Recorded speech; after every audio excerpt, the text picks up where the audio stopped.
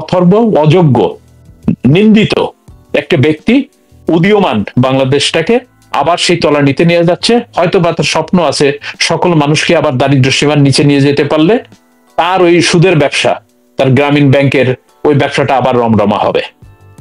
আমি আশঙ্কা প্রকাশ করছি যে বাংলাদেশ হয়তো অচিরেই একটা দুর্ভিক্ষ পীড়িত একটি হানাহানি এবং সন্ত্রাস জঙ্গিবাদী রাষ্ট্রে পরিণত হতে যাচ্ছে। আমরা সেখান থেকে মুক্তি চাই। ইউরোপিয়ান ইউনিয়ন, আপনার যুক্তরাষ্ট্রের কি বলে, যারা গণতন্ত্রে বিশ্বাসী, এ ধরনের কংগ্রেসম্যান বা সিনেটরদেরকে দিয়ে একটা প্রোব কমিটি বাংলাদেশে পাঠানো হোক, এবং যারা যারা ভিকটিম তাদের কাছ থেকে শুরু করে যারা যে সমস্ত দায়িত্বে ছিল সেখান থেকে তথ্য প্রমাণ নিয়ে পত্র পত্রিকায় যে নিউজগুলো হয়েছে তার উপর ভিত্তি করে নির্বাচনের আগে তারা যদি একটি প্রতিবেদন দেয়, আমি মনে করি যে সেটি অবশ্যই আমরা বিশ্বাসযোগ্যতার কাছে নিয়ে আসতে পারবো এবং বাংলাদেশ আবার তার সেই গণতান্ত্রিক ধারায় ফিরতে পারবে। এই ইন্টারিম গভর্নমেন্টের একজন উপদেষ্টা ব্রিগেডিয়ার সাখাওয়াত হোসেন তিনি উল্লেখ করেছেন, তিনি বলেছেন যে এই 7.62 বুলেট যেটা আমাদের পুলিশ বাহিনী ব্যবহার করে না। তাহলে উনি সংশয় প্রকাশ করার সাথে সাথে ওনার সেই উপদেষ্টার পদ থেকে ওনাকে সরিয়ে দেওয়া, স্বরাষ্ট্র উপদেষ্টা থেকে সরিয়ে অন্য একটা মানে অগুরুত্বপূর্ণ একটি মন্ত্রণালয়ে দেয়া হয়। উনি আর এক সাক্ষাৎকারের বক্তৃতায় উনি বলেন যে উনি যখন ঘর থেকে বের হয়ে বেরিয়ে আসছিলেন, ওনার কাছে একটা অজ্ঞাত জায়গা থেকে একটা ফোন আসে এবং তাকে বলা হয় যে আপনাকে টার্গেট করা হচ্ছে, আপনি মুভ করবেন না, আপনি এদিকে যাবেন না, আপনাকে গুলি করা হবে, এবং উনি সতর্ক হয়ে যান। আমরা দেখি নৌবাহিনীর একজন অফিসার, ইয়াং অফিসার, তিনি নিজে সাক্ষাৎকার দেন যে তিনি সিভিল ড্রেসে তার অস্ত্র নিয়ে উনি বের হয়ে উনি গুলি করতে করতে এগিয়ে যান। আমরা তখনকার সমন্বয়কারী আসিফ নামে এক সমন্বয়কারীর বক্তব্য সামনে আসি যে আমরা যদি পুলিশকে হত্যা না করতাম, মেট্রো রেলে আগুন না দিতাম, বিটিভি না পুরাইতাম, তাহলে এত তাড়াতাড়ি সরকার পতন হতো না, বিপ্লব সংগঠিত হতো না। আমরা দেখেছি কারা কারা এই অস্ত্র নিয়ে, নারী, এই জব্বা পরা, পায়জামা পাঞ্জাবি পরা, দাড়ি টুপি পরা মানুষ, তারা রাইফেল হাতে করে ছুটতেছে, ঢুকতেছে। এই যে এত এভিডেন্স থাকা সত্ত্বেও এই সরকার অথবা এই যে মানবাধিকার কমিশন, তারা বাংলাদেশে গেল, তারা তদন্ত করলো, এই সমস্ত ফুটেজ, এই সমস্ত একটা লোককে জিজ্ঞাসা করা হলো না, আনা হলো না। তার মানে হলো সেটাকে ধামাচাপা দিয়ে তারা কি করতেছে,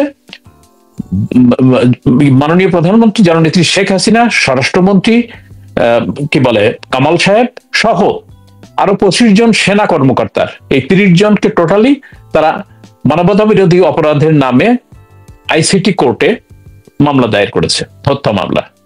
এবং সেখানে তারা বিচারের নামে একটা ক্যাঙ্গারু কোর্ট বসিয়েছে, যে কোর্টের বিচারপতিরা জামাতে ইসলামের পক্ষভুক্ত, প্রসিকিউশনের টিম জামাতি, আবার সরকার পক্ষ থেকে যে মানে আইনজীবী নিয়োগ দেওয়া হয়েছে মাননীয় প্রধানমন্ত্রী সহ, সেটাও জামাতে ইসলামের। এই যে মানে প্রহসনের হাস্যকর একটা আদালত, সেই আদালতে বসে বিচার করছে। যদি তুমি 15ই জুলাই থেকে 8ই আগস্ট পর্যন্ত ইন্ডেমনিটি দাও, মূল হত্যাকাণ্ডটা এই সময় সংঘটিত হয়েছে, তাহলে ইন্ডেমনিটি যদি হয় কারো বিরুদ্ধে মামলা করা যাবে না, তাহলে সেই একই হত্যাকাণ্ডের দায় কি করে প্রধানমন্ত্রী, স্বরাষ্ট্রমন্ত্রী এবং এই পুলিশ অফিসারদেরকে, আর্মি অফিসারদেরকে বিচারের আওতায় আনা হচ্ছে? আমার প্রশ্ন সেখানে, এটা একটা ভ্যালিড প্রশ্ন। আমি দেশের মানুষদেরকে, আন্তর্জাতিক বিশ্বের কাছে এই আবেদন জানাই যে এইটা একটি প্রশ্নবোধক বিষয়। আপনি একদিকে হত্যাকারীদেরকে ইন্ডেমনিটি দিচ্ছেন, আবার হত্যার দায়ে মাননীয় প্রধানমন্ত্রীকে আপনি অ্যাকাউন্টেবল করতেছেন, সেনাবাহিনীর সদস্যদেরকে অ্যাকাউন্টেবল করছেন। এই যে প্রহসন, এই প্রহসনের পরে যেটা হয়েছে, আমরা 8ই আগস্টের পর থেকে এই যে 14 মাসে, গত 14 মাসে যে হত্যাকাণ্ডের হোলি উৎসব আমরা দেখছি, খালে বিলে, নদীতে, ঘাটে, পুকুরে, রাস্তায় লাশ আর লাশ, মানে লাশের মিছিল বাংলাদেশে, এবং মব লিন্সিং এর নামে, মব ভায়োলেন্সের নামে যদি হত্যাকাণ্ড হতো যে হাজার হাজার মানুষ যে একজনকে ধরিয়ে পিটিয়ে মারছে, তা না, সংঘবদ্ধ একটা চক্র 10, 15, 20 জনকে যাইয়ে একজনকে ধরে নিয়ে পিটিয়ে তাকে জবাই করে বা কুপায়ে হত্যা করছে। তার অপরাধটা কি? সে হচ্ছে আওয়ামী লীগের কর্মী, সমর্থক। ইভেন মোবাইল ফোনের মধ্যে শেখ হাসিনার ছবি বা বঙ্গবন্ধুর একটা ছবি পাওয়া গেছে, বাস থেকে টেনে হিঁচড়ে বৃদ্ধ বয়স্ক একজন মানুষকে নামে তাকে পিটিয়ে মারা হচ্ছে। আমরা দেখেছি কিভাবে পুরান ঢাকায় বড় পাথর দিয়ে চাঁদাবাজির নামে বিএনপির কিছু সন্ত্রাসী একজন ব্যবসায়ীকে হত্যা করেছে, এবং এই হত্যার কোনো একটা হত্যার বিরুদ্ধে, তাদের বিরুদ্ধে যারা হত্যাকারী তাদেরকে আইনের আওতায় আনা হচ্ছে না, তাদের কোনো বিচার হচ্ছে না। তারা কি হয়েছে, তারা বিচারের জন্য সমস্ত অ্যাটেনশন দিয়েছে, আইসিটি কোর্টে মামলা করে শেখ হাসিনাকে ফাঁসির দণ্ড দেয়া হবে। এবং বাংলাদেশ ৭১-এর মহান মুক্তিযুদ্ধের পরে এরকম আইন শৃঙ্খলা পরিস্থিতির অবনতি আমরা কখনো দেখিনি। যে বিষয়টি হচ্ছে মানুষের যে মৌলিক অধিকার, মানুষের জন্য বাঁচার অধিকার, মানুষ ঘর থেকে বের হতে সাহস পায় না। নারীদের রাস্তায় বের হলে তারা শ্লীলতাহানি তাদের হচ্ছে, তাদের পোশাক নিয়ে প্রশ্ন করা হচ্ছে। মানুষের আয় ইনকাম বন্ধ হয়ে গেছে, তারা বিচার প্রার্থনা করতে পারছে না, এবং লক্ষ লক্ষ মানুষের নামে মামলা দিয়ে তাদের কাছে চান্দা লক্ষ লক্ষ টাকা চান্দা নেওয়া হচ্ছে জোর করে। বাড়ি ঘর ব্যবসা প্রতিষ্ঠান বন্ধ করে দেওয়া হচ্ছে। একজন ছাত্র, সে যত ছাত্রলীগ করে, সে আওয়ামী লীগ করে বা তার সমর্থক, সে লেখাপড়া করতে পারছে না, সে দেশে থাকতে পারছে না। লক্ষ লক্ষ মানুষ ঘর ছাড়া। আমরা মনে করি এইগুলা হলো মানবাধিকার চরম লঙ্ঘন। এই যে আন্তর্জাতিক সংস্থা, মানবাধিকার সংস্থা, তারা এদিকে ভ্রুক্ষেপ করছে না। আমরা যদি 5 বছর আগে ফিরে যাই, যে পৃথিবীর যে কোনো জায়গায় এবং বাংলাদেশে কোথাকার কোন গার্মেন্টস শ্রমিক আমিনুল সে নিখোঁজ হয়েছে বা নিহত হয়েছে, সেটা নিয়ে আমরা দেখছি যে মানবাধিকার কমিশনের, অ্যামনেস্টি ইন্টারন্যাশনালের পক্ষ থেকে বিবৃতি দেওয়া, যুক্তরাষ্ট্রের সেক্রেটারি অফ স্টেট তার পক্ষ থেকে আমরা দেখছি সেটাকে মানে কি বলে বিবৃতি দিয়েছে। কিন্তু এই যে বছরব্যাপী হত্যার হোলি খেলা চলছে, সমস্ত সংস্থা সংগঠন নিশ্চুপ হয়ে গেছে। আমরা দেখেছি যে ডজন ডজন সেনেটর, কংগ্রেসম্যান যুক্তরাষ্ট্র থেকে চিঠি দিয়েছে, এই বাংলাদেশে মানবাধিকার লঙ্ঘিত হচ্ছে, এইখানে আইনের শাসন নাই, এই ডেমোক্রেসি নাই, সুতরাং এটা আপহোল্ড করতে হবে। কিন্তু আজকে বাংলাদেশের এই অবৈধ দখলদার সরকার মানবাধিকার লঙ্ঘনের চরম পর্যায়ে নিয়ে যাচ্ছে, কিন্তু সারাটা পশ্চিমা বিশ্ব নিশ্চুপ। এগুলোর জন্য তারা মানে অন্ধ হয়ে গেছে, তার মানে তারা একচোখা।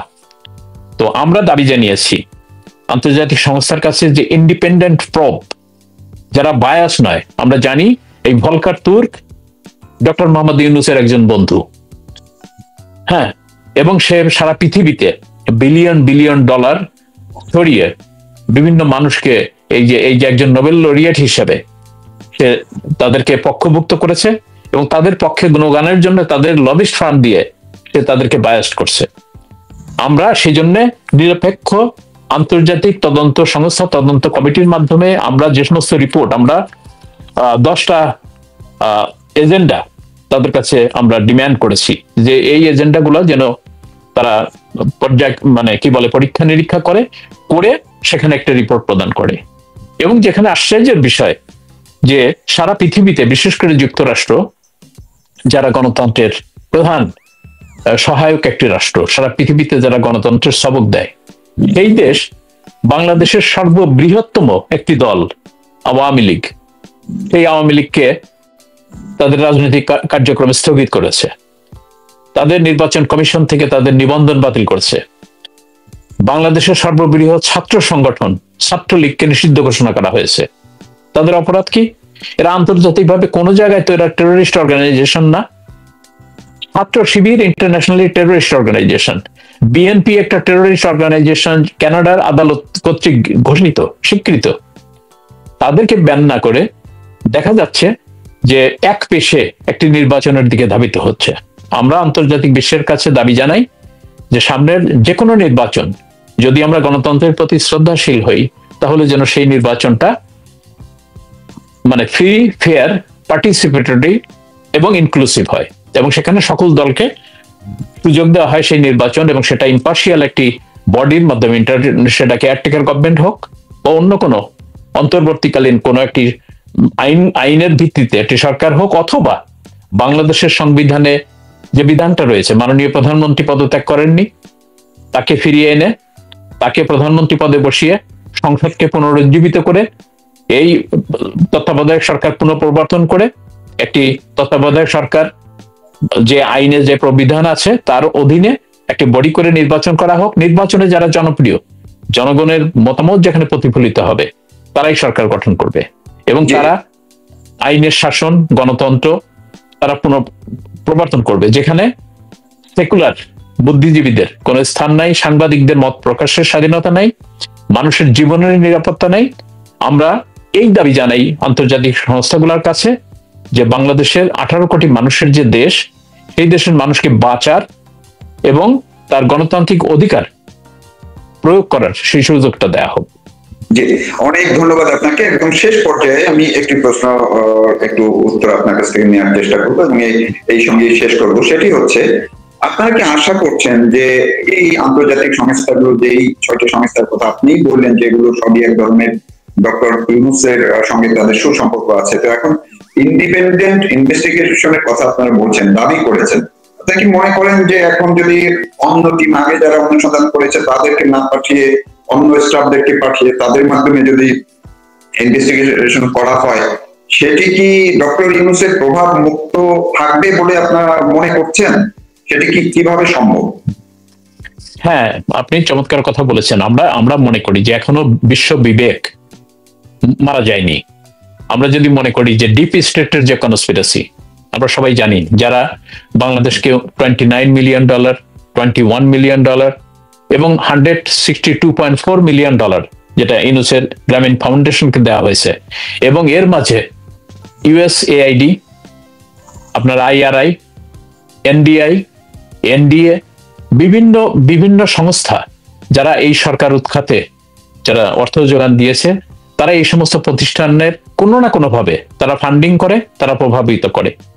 আমরা চাই ইউরোপিয়ান ইউনিয়ন, আপনার যুক্তরাষ্ট্রের কি বলে, যারা গণতন্ত্রে বিশ্বাসী, এ ধরনের কংগ্রেসম্যান বা সিনেটরদেরকে দিয়ে একটা প্রোব কমিটি বাংলাদেশে পাঠানো হোক, এবং যারা ভিকটিম তাদের কাছ থেকে শুরু করে যারা যে সমস্ত দায়িত্বে ছিল, সেখান থেকে তথ্য প্রমাণ নিয়ে পত্র পত্রিকায় যে নিউজগুলা হয়েছে তার উপর ভিত্তি করে নির্বাচনের আগে তারা যদি একটি প্রতিবেদন দেয়, আমি মনে করি যে সেটি অবশ্যই আমরা বিশ্বাসযোগ্যতার কাছে নিয়ে আসতে পারবো এবং বাংলাদেশ আবার তার সেই গণতান্ত্রিক ধারায় ফিরতে পারবে।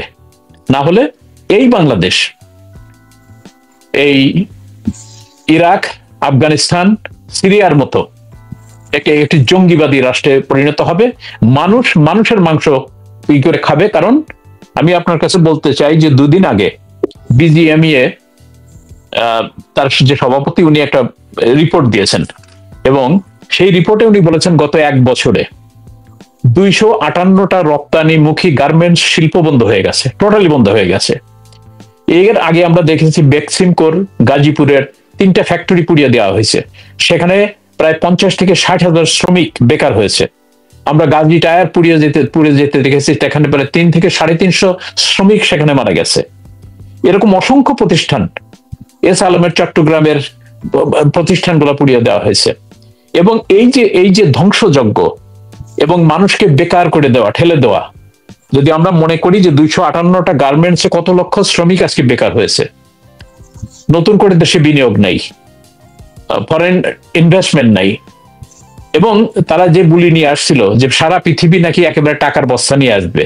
আপনারা দেখেছেন যে IMF মানে তাদের বাংলাদেশে বরাদ্দকৃত অর্থ স্থগিত করে দিছে, এই সরকারের কাছে দেবে না। ব্রিটেন, ভারত সহ অন্যান্য, জার্মান সহ অন্যান্য দেশ বলেছে বাংলাদেশে গণতান্ত্রিক ভাবে নির্বাচিত সরকার না আসলে তারা এই সরকারের সঙ্গে কাজ করবে না। পৃথিবীর কোন সরকার প্রধান, ইউনূস যে 14 মাসে 15টা সফর করেছে, কোন সরকার প্রধান তার সঙ্গে সাক্ষাৎকার দেয়নি। তো এই ধরনের অথর্ব, অযোগ্য, মানে কি বলবো, নিন্দিত একটা ব্যক্তি মানে উদীয়মান বাংলাদেশটাকে আবার সেই তলা নিতে নিয়ে যাচ্ছে। হয়তো বা তার স্বপ্ন আছে সকল মানুষকে আবার দারিদ্র সীমার নিচে নিয়ে যেতে পারলে তার ওই সুদের ব্যবসা, তার গ্রামীণ ব্যাংকের ওই ব্যবসাটা আবার রমরমা হবে। আমি আশঙ্কা প্রকাশ করছি যে বাংলাদেশ হয়তো অচিরেই একটা দুর্ভিক্ষপ্রীত একটি হানাহানি এবং সন্ত্রাস জঙ্গিবাদী রাষ্ট্রে পরিণত হতে যাচ্ছে। আমরা সেখান থেকে মুক্তি চাই।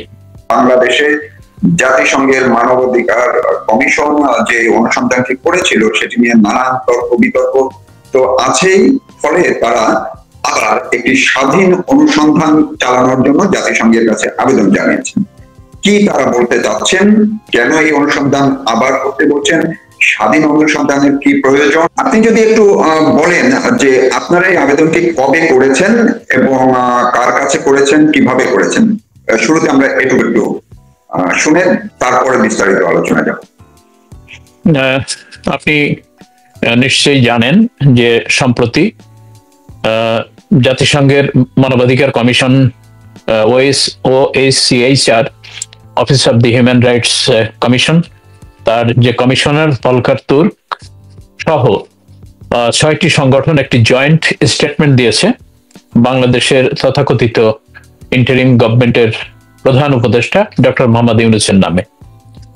সেখানে তারা 10টা পয়েন্ট উল্লেখ করেছেন এবং যে বিষয়গুলো নিয়ে তারা দ্বিতীয়বার, তারা যখন প্রথম একটি রিপোর্ট প্রকাশ করে মানবাধিকার কমিশনের পক্ষ থেকে, এবং সেই রিপোর্টে যে ভুল, অগ্রহণযোগ্য এবং বায়াসড রিপোর্ট প্রদর্শন করে, ঠিক একই ধারায় তারা নতুন করে আরেকটি চিঠি দেয়।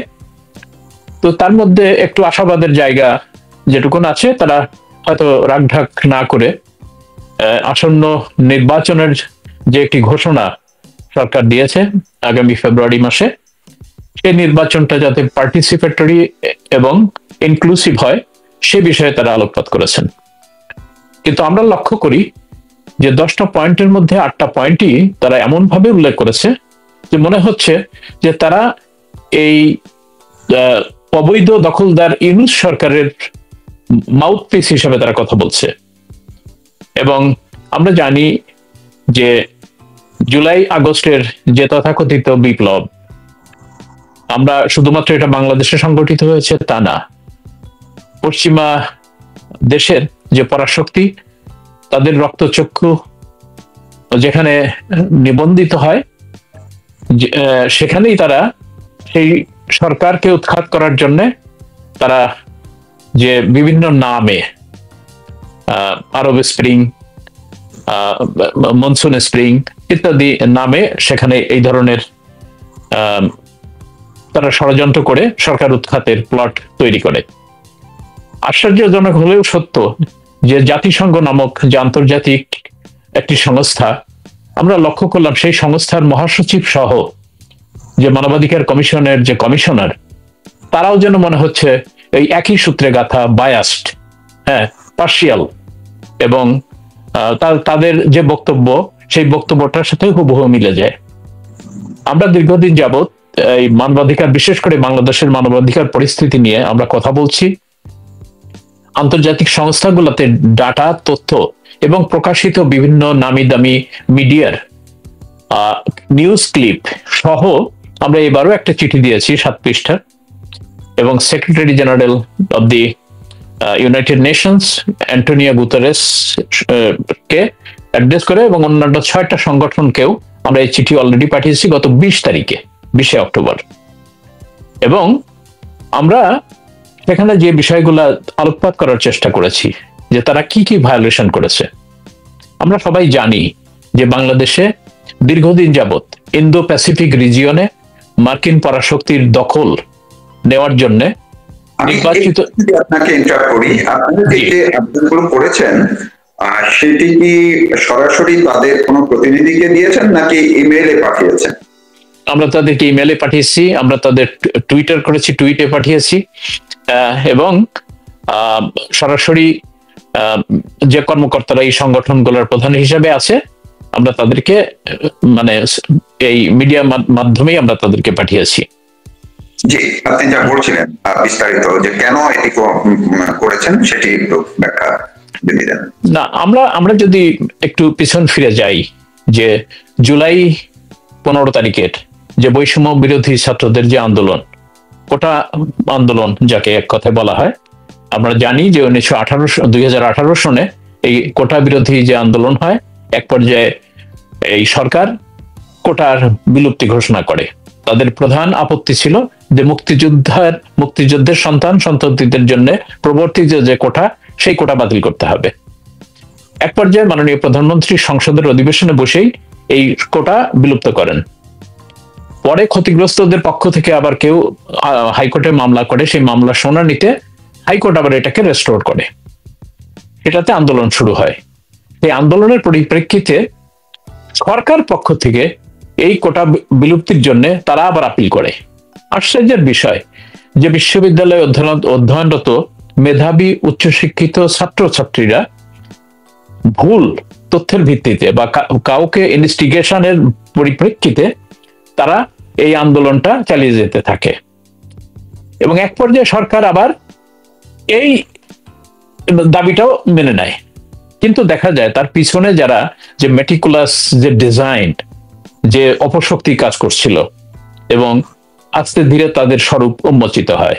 আমরা জানি যে আজকে ইন্টারিম গভর্নমেন্টের প্রধান উপদেষ্টা ডক্টর মোহাম্মদ ইউনূস নিউ ইয়র্কের ক্লিন্টন ফাউন্ডেশন একটি সভায় সে বলেছেন যে এটা এমন ভাবে ডিজাইন করা, দীর্ঘদিনের পরিকল্পনা, বিভিন্ন নেতৃত্ব বিভিন্ন ভাবে, এবং তাকে তিনি একজন মাস্টার মাইন্ডকেও সেখানে পরিচয় করিয়ে দেন, এবং বলেন যে এখানে একজন নেতা ছিল না, বিভিন্ন লেভেলের নেতা, একজনকে ধরলে আরেকজন আসবে, আরেকজনকে ধরলে আরেকজন আসবে, এরকম। কিন্তু এই 1 বছরে বা 14 মাসে তাদের সকলেরই স্বরূপ উন্মোচিত হয়েছে। সেই উন্মোচনের পরে আমরা যেটা লক্ষ্য করলাম যে 15ই জুলাই থেকে শুরু করে 5ই আগস্ট পর্যন্ত যে মিছিল বা সমাবেশ সংগঠিত হয়েছে, এখানে অজ্ঞাত স্থান থেকে এই স্নাইপার রাইফেল দিয়ে গুলি করে এই মিছিলকারীদের উপরে হত্যাকাণ্ড ঘটিয়ে সরকারকে দোষারোপ করা হয়েছে। এবং এই যে সোশ্যাল মিডিয়ার যুগে, মানে এই তার মেটিকুলাস ডিজাইন, যেটা সাধারণ আন্দোলনকারী জনতা বা ছাত্ররা তা বুঝতে পারেনি।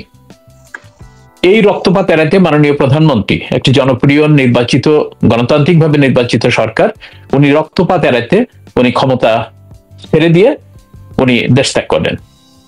আমরা লক্ষ্য করলাম যে 15ই জুলাই রংপুর বিশ্ববিদ্যালয়ের ছাত্র আবু সাইদ সে যখন নিহত হয়, তার যে ঘটনা, সেই ঘটনার তদন্ত শুরু হয়। তদন্তে বিভিন্ন সময়ে বিভিন্নভাবে পোস্টমর্টেম রিপোর্ট, পুলিশের তদন্ত রিপোর্ট ইত্যাদিতে প্রমাণিত হয় যে আবু সাইদের গায়ে কোনো লেথাল উইপন ব্যবহার করা হয়নি, শুধু রাবার বুলেট ছোড়া হয়েছে। কারণ সে গায়ের জামা কাপড় খুলে পুলিশের উপরে সে বীরত্ব দেখাতে গিয়ে সে চ্যালেঞ্জ ছুড়ে দিচ্ছিল। পৃথিবীর কোন দেশে পুলিশ বা আইন প্রয়োগকারী সংস্থার সামনে এই ধরনের বীরত্ব দেখে তাদেরকে চ্যালেঞ্জ করা কোনো বাহিনী তাদেরকে স্পেয়ার করে না।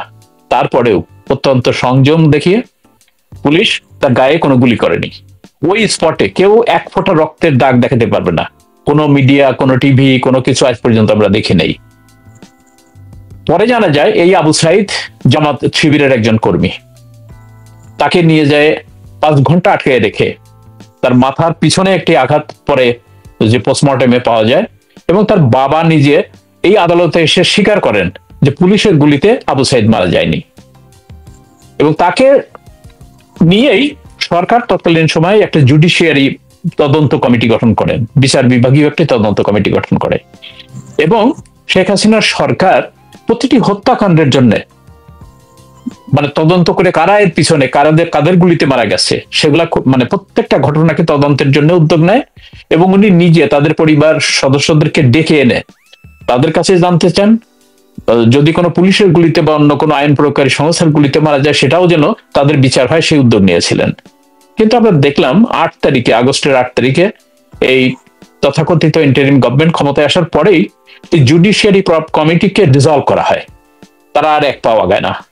আরো একটা জিনিস লক্ষ্য করলাম যে সেই সময় যে হাজার হাজার পুলিশ সদস্য যারা নির্মম ভাবে নিহত হয়, আমরা ধরে নিলাম যে ছাত্র জনতার উপরে যদি এমন হয় যে পুলিশ বা সেনাবাহিনীর কোন সদস্য গুলি করেছে, তাহলে তারা নিহত হয়েছে সেটাও তদন্ত করে সেটা বের হোক।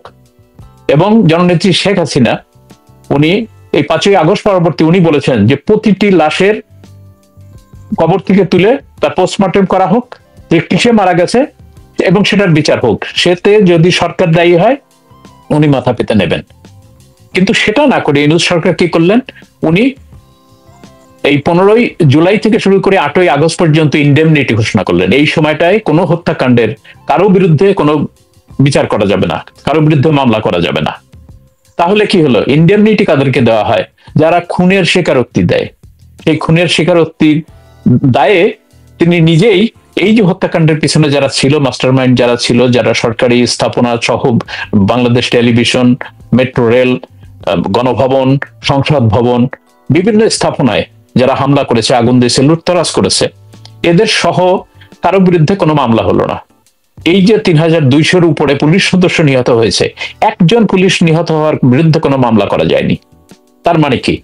তারা এই হত্যাকাণ্ডের সঙ্গে জড়িত দেখেই ইন্ডেমনিটি দেওয়া হয়েছে। আমরা স্মরণ করতে পারি 1975-এর 15ই আগস্টে যে নির্মম রাষ্ট্রপতিকে হত্যা করে ওই খুনিরা ইন্ডেমনিটি জারি করেছিল। এটাও আরেকটা ইন্ডেমনিটি এখানে দেওয়া হয়েছে।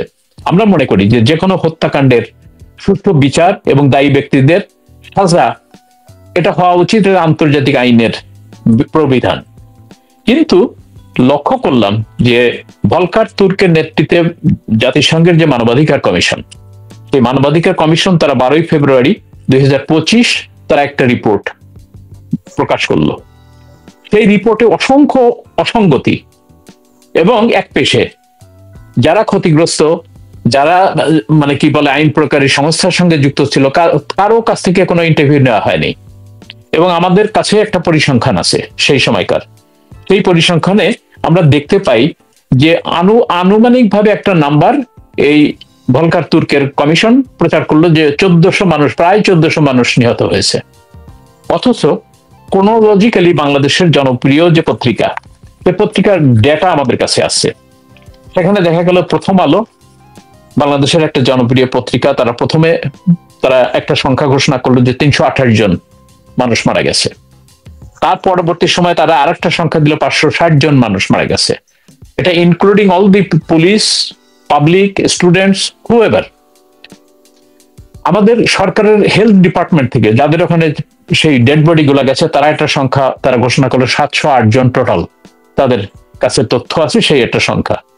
গভর্নমেন্ট একটা গেজেট প্রকাশ করলো বেশ কিছুদিন ধরে, সেখানে সংখ্যাটা 834 জন। এই 834 জন থেকে এক লাফে 1400 জন কি করে আসলো? এখানে আমাদের প্রশ্ন। এই যে মানবাধিকার কমিশন যদি সে তার মানবাধিকার লঙ্ঘন নিজেই করে, তাহলে মানুষ বিচার পাবে কার কাছে? এবং বাংলাদেশ জাতিসংঘের সদস্য রাষ্ট্র, এই জাতিসংঘের কাছেও, তার শাখা সংগঠনগুলোর কাছেও ন্যায় বিচার পাওয়ার অধিকার বাংলাদেশের আছে।